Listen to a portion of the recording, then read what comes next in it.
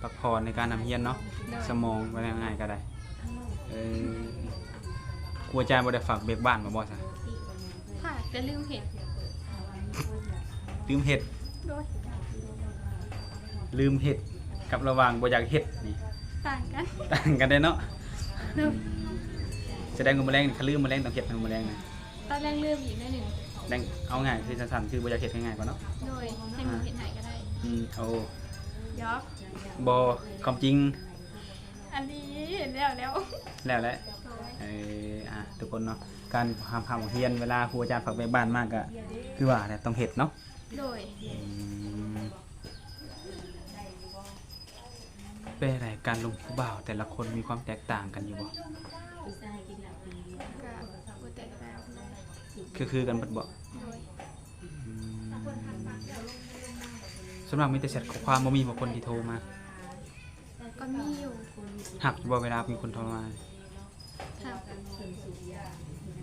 คุยอยู่บ่ครับนะครับแหละ คุย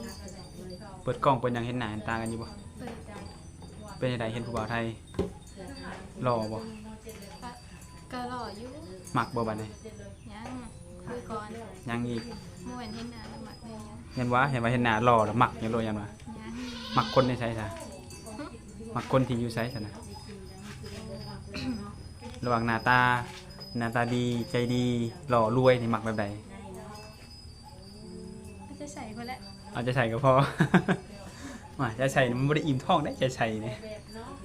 หรือว่าเอาในสิ่งที่ว่ามันมารวมกันหม่องเดียวเลยบ่ โดย เอานั้นดีกว่าเนาะสมบูรณ์แบบแบบนี้เนาะ โดย หล่อรวย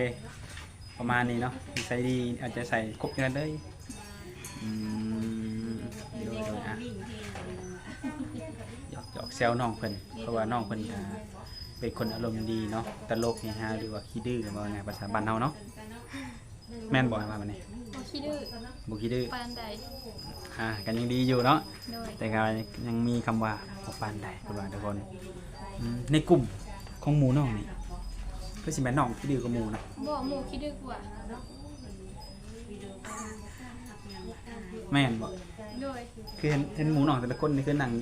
ซึ้งอยู่นะ คุณเจ้ายังบ่เห็น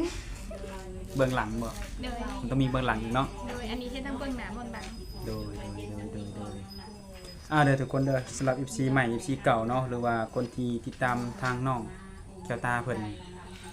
บางคนเห็นกับบ่กล้าลมบางคนเห็นก็ยังบ่กล้าจีบนะก็ลองมาคุยกับน้องเพิ่นก่อนสิได้ฮู้ว่าน้องเพิ่นนี่ความจริงแล้วเป็นคนแบบใดเนาะนิสัยจะแบบใดจะคือในการถ่ายคลิปบ่ล่ะสิเป็นคือเว้าทุกคำที่เว้ามาบ่เนาะ